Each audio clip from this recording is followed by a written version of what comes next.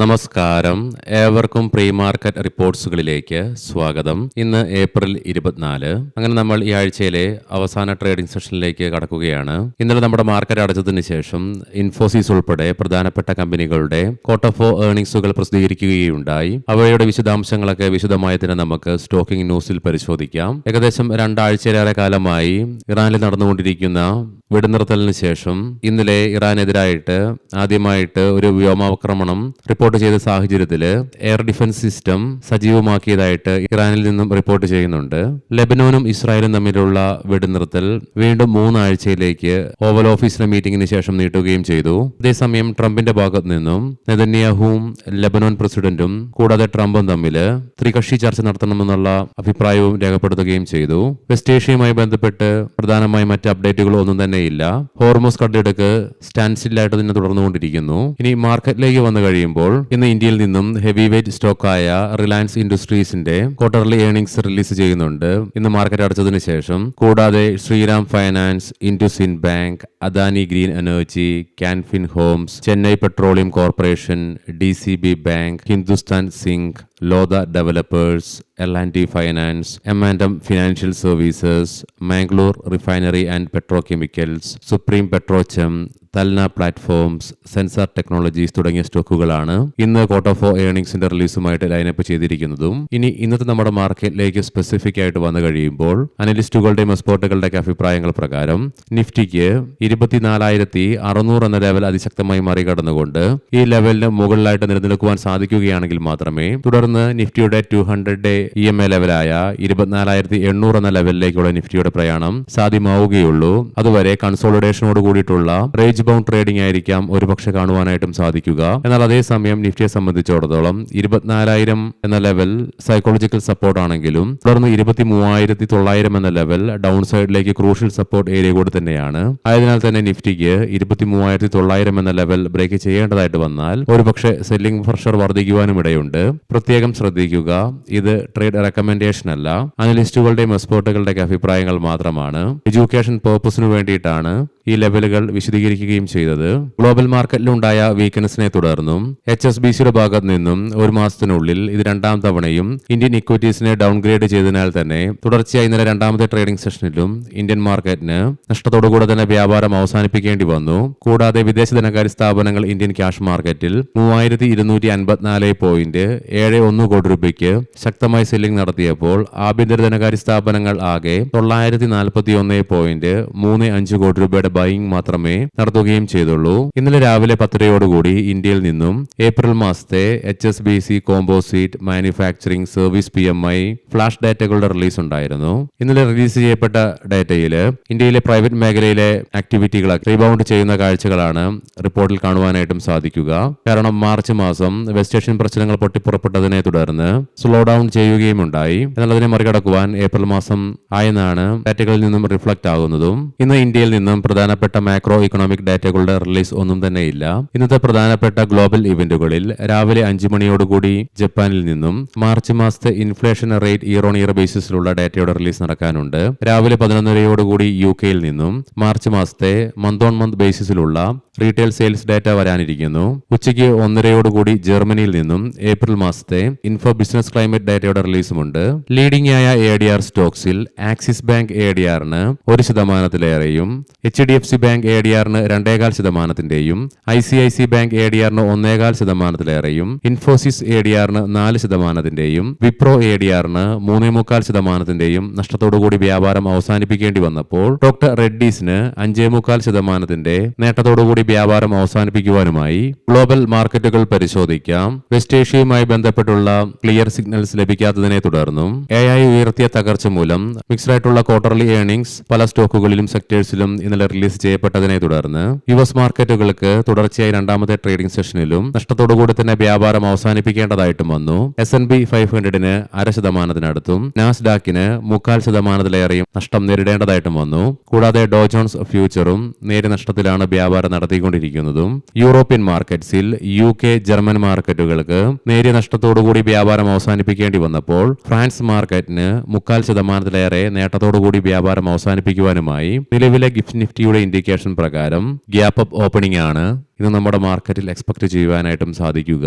Asian മാർക്കറ്റ്സിൽ Japan market 0.25% നേട്ടത്തോടുകൂടി വ്യാപാരം ആരംഭിച്ചപ്പോൾ Korean market നേരിയ നഷ്ടത്തിലുമാണ് വ്യാപാരം ആരംഭിച്ചിട്ടുള്ളത്. കൊമോഡിറ്റിയിൽ ബ്രെന്റ് ക്രൂഡിന്റെയും ക്രൂഡ് ഓയിലിന്റെ വിലയിൽ 1.25% ഉയർച്ചയാണ് അനുഭവപ്പെടുന്നത്. ബ്രെന്റ് ക്രൂഡിന്റെ വില $106.34 പെർ ബാരൽ എന്ന നിലയിലേക്കും ക്രൂഡ് ഓയിലിന്റെ വില $96.96 പെർ ബാരൽ എന്ന നിലയിലേക്കും എത്തിച്ചേരുകയും ചെയ്തു.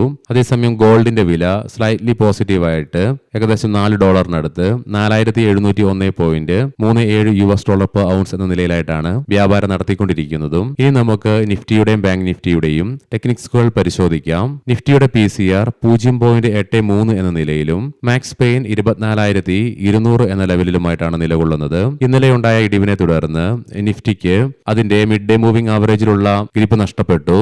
എങ്കിലും ഷോർട്ട് ടൈം മൂവിംഗ് ആവറേജുകളുടെ മുകളിലായിട്ട് വ്യാപാരം അവസാനിപ്പിക്കുവാനുമായി RSIയിലും ഇടിവ് രേഖപ്പെടുത്തി. മന്ത്ലി ഓപ്ഷൻസ് ഡാറ്റ പ്രകാരം 24,500 എന്ന സ്ട്രൈക്കിലാണ് കോൾ സൈഡിൽ ഏറ്റവും കൂടുതൽ ഓപ്പൺ ഇൻട്രസ്റ്റ് കാണുവാനായിട്ട് സാധിക്കുക. എങ്കിലും 24,200 എന്ന സ്ട്രൈക്കിലാണ് ഏറ്റവും കൂടുതൽ കോൾ റൈറ്റിംഗ് നിലവിൽ കാണുന്നതും. പുട്ട് സൈഡിലേക്കും 24,000 എന്ന സ്ട്രൈക്കിലാണ് ഏറ്റവും കൂടുതൽ ഓപ്പൺ ഇൻട്രസ്റ്റ് കാണുവാൻ സാധിക്കുന്നതെങ്കിലും 24,200 എന്ന സ്ട്രൈക്കിലാണ് ഏറ്റവും കൂടുതൽ പുട്ട് റൈറ്റിംഗും നിലവിൽ കാണുന്നത്. ബാങ്ക് നിഫ്റ്റിയുടെ PCRലും ഇന്നലെ ഉണ്ടായ ഇടിവിനെ തുടർന്ന് ഇടിവ് രേഖപ്പെടുത്തിക്കൊണ്ട് 0.9 എന്ന നിലയിലേക്ക് എത്തിയപ്പോൾ മാക്സ് പെയിൻ 56,200 എന്ന ലെവലിലേക്കും എത്തിച്ചേർന്നു. ബാങ്ക് നിഫ്റ്റിക്ക് ഇന്നലെ ഏതാനും ട്രേഡിംഗ് സെഷനുകളിലായിട്ടുണ്ടായിരുന്ന ലോങ് ടൈം മൂവിംഗ് ആവറേജുകളുടെ മുകളിലുള്ള ഗ്രിപ്പ് നഷ്ടപ്പെട്ടു. തൽഫലമായി 100-200 ഡേ EMAകളുടെ താഴെയായിട്ട് വ്യാപാരം അവസാനിപ്പിക്കേണ്ടതായിട്ട് വന്നെങ്കിലും ഷോർട്ട് മിഡ് ഡേ മൂവിംഗ് ആവറേജുകളുടെ മുകളിലായിട്ട് വ്യാപാരം അവസാനിപ്പിക്കുവാനുമായി RSIയിലും ഇടിവ് രേഖപ്പെടുത്തിയതിനെ തുടർന്ന് 53.40 എന്ന ലെവലിലേക്കും എത്തിച്ചേർന്നു. മന്ത്ലി ഓപ്ഷൻസ് ഡാറ്റ പ്രകാരം 57,000 എന്ന സ്ട്രൈക്കിലാണ് കോൾ സൈഡിൽ ഏറ്റവും കൂടുതൽ ഓപ്പൺ ഇൻട്രസ്റ്റ് കാണുവാൻ സാധിക്കുന്നതെങ്കിലും 56,500 എന്ന സ്ട്രൈക്കിലാണ് ഏറ്റവും കൂടുതൽ കോൾ റൈറ്റിംഗ് നിലവിൽ കാണുക.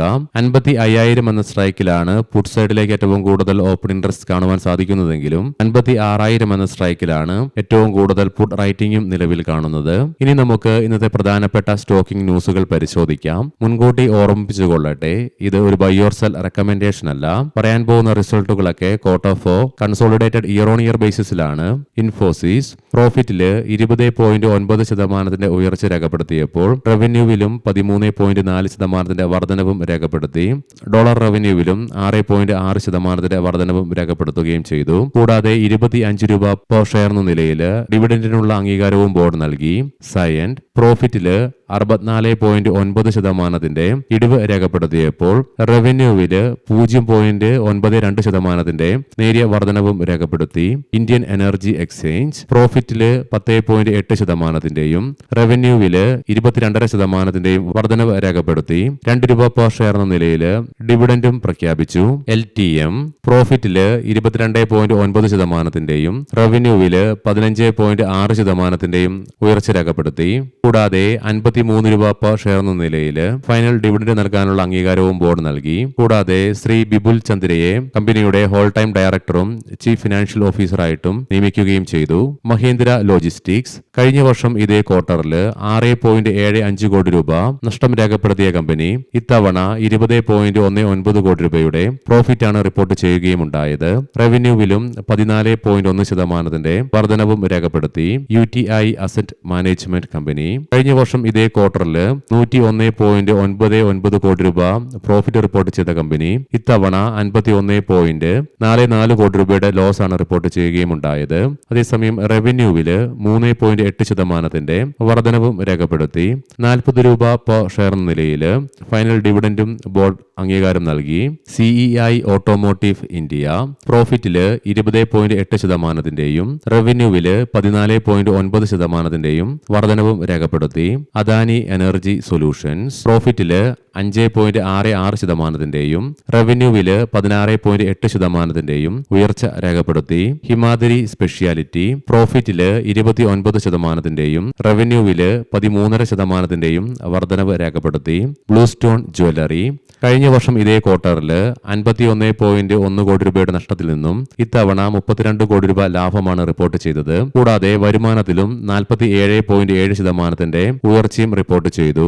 Dhaba India standalone year on year ബേസിസിൽ കമ്പനി കമ്പനിയുടെ പ്രോഫിറ്റിൽ 80.6% വളർച്ച രേഖപ്പെടുത്തിയപ്പോൾ നെറ്റ് ഇൻട്രസ്റ്റ് ഇൻകത്തിലും 17.4% വർധനവും രേഖപ്പെടുത്തി. കൂടാതെ 57 പൈസ പെർ ഷെയർ എന്ന നിലയിൽ ഡിവിഡൻഡും പ്രഖ്യാപിച്ചു. റോളക്സ് റിംഗ്സ് ഒരു ഷെയറിന് 180 രൂപ നിരക്കിൽ 180 കോടി രൂപ വരെയുള്ള ഇക്വിറ്റി ഓഹരികളുടെ ഷെയർ ബൈബാക്കിന് ബോർഡ് അംഗീകാരം നൽകി. ഏവർക്കും നല്ലൊരു ട്രേഡിംഗ് ദിനം ആശംസിക്കുന്നു. വൈകുന്നേരം പോസ്റ്റ് മാർക്കറ്റ് റിപ്പോർട്ട്സുമായി കണ്ടുമുട്ടാം. നന്ദി, നമസ്കാരം.